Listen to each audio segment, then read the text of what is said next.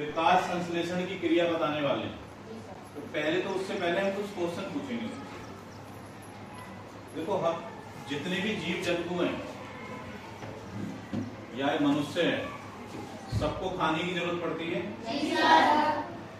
क्योंकि कोई भी व्यक्ति या कोई भी जानवर या कोई भी जंतु बिना खाने के जीवित नहीं रह सकता। तो हम किस पे खाने के लिए हम किस पे आश्रित रहते हैं?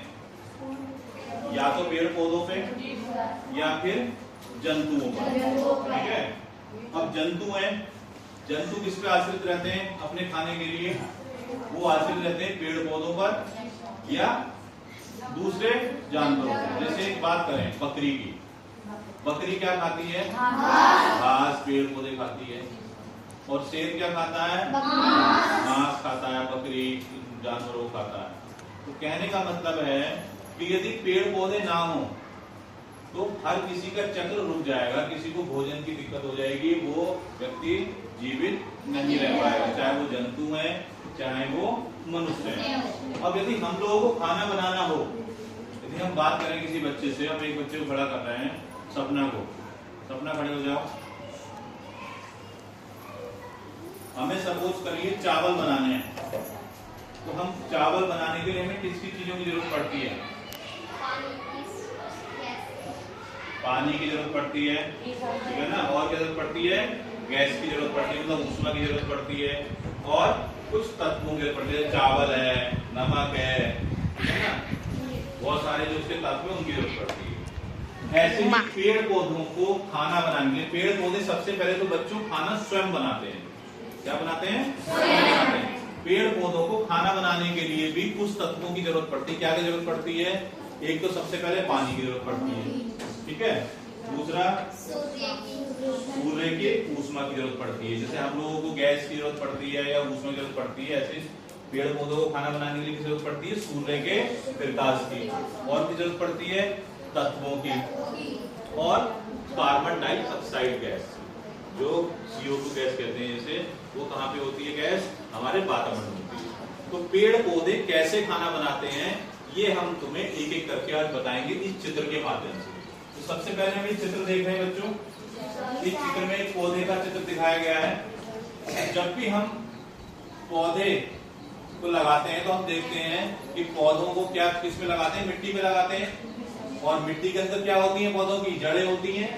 जब भी हम कोई पानी खाद देते हैं तो कहाँ पे देते हैं? जड़ों में देते हैं।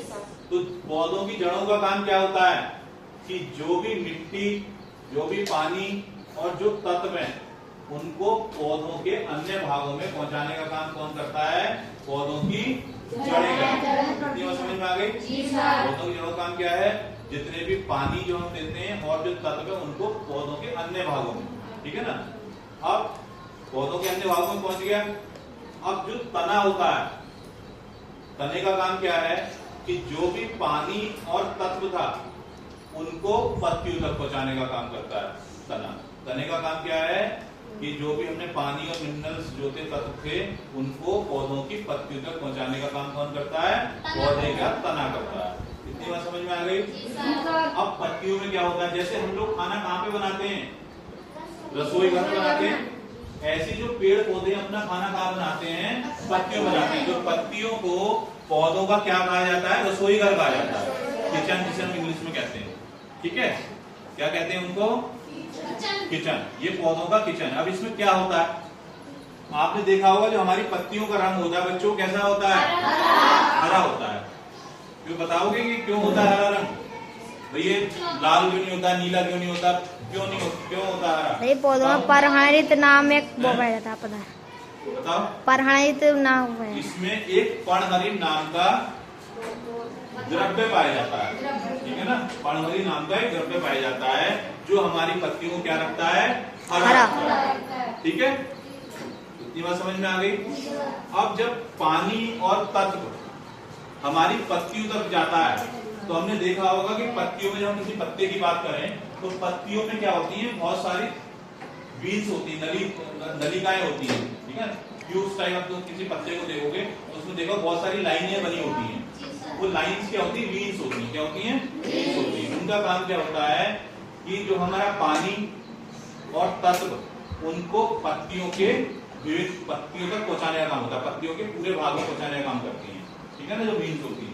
ठीक है, अब पौधों में एक और पदार्थ पाया जाता है जिसको कहते हैं हम क्लोरोफिल। क्या कहते हैं? क्लोरोफिल। ठीक है, क्लोरोफिल का काम हमने क्या बताया, क्या काम करता है क्लोरोफिल, ठीक है ना, बताओ।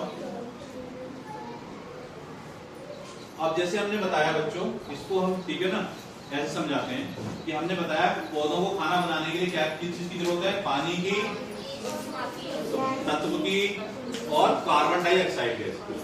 अब कार्बन डाइऑक्साइड और सूर्य के प्रकाश की, सूर्य का प्रकाश मिल गया। अब जो कार्बन डाइऑक्साइड गैस है वो हमारे किसमें, वातावरण में है, एयर में, हवा में है, ठीक है ना। अब एक पत्तियों में एक पदार्थ पैदा होता है उसे स्टोमेटा भी कहते हैं। उसका काम क्या होता है, हमारी पत्तियों में देखा होगा छोटे छोटे छेद होते हैं, क्या होते हैं, उन छेदों से जो हमारी कार्बन डाइऑक्साइड गैस है वो हमारे पत्तियों तक पहुंचती है। ठीक है, उन छेदों का काम क्या है, गैस को अंदर लेना, कार्बन डाइऑक्साइड गैस को अंदर लेना। तो अंदर होने के बाद प्रकाश की रोशनी से, ठीक है ना, और पानी मिलके क्या बनाते हैं, अपना खाना बनाते हैं जिसे हम ग्लूकोज कहते हैं। और उसके साथ साथ जो ये पेड़ पौधे हैं एक गैस रिलीज करते हैं जिसको हम कहते हैं ऑक्सीजन गैस, ठीक है ना। और इन स्टोमेटा का काम ये भी होता है कि जो गैस ऑक्सीजन है उसको बाहर निकालने का भी काम करते हैं, कार्बन डाइऑक्साइड को अंदर लेने का काम करते हैं और ऑक्सीजन गैस को क्रिया के बाद बाहर निकालने का भी काम करते हैं। और जो खाना बनता है वो स्टोर करते हैं, ठीक है ना। तो समझ में आया पेड़ पौधे कैसे खाना बनाते हैं। तो इसको मैं एक इक्वेशन से और बताऊंगा, ठीक है ना। चलो ठीक है बच्चों, इतना तुम्हें समझ में आ गया, चलो ठीक है, ओके।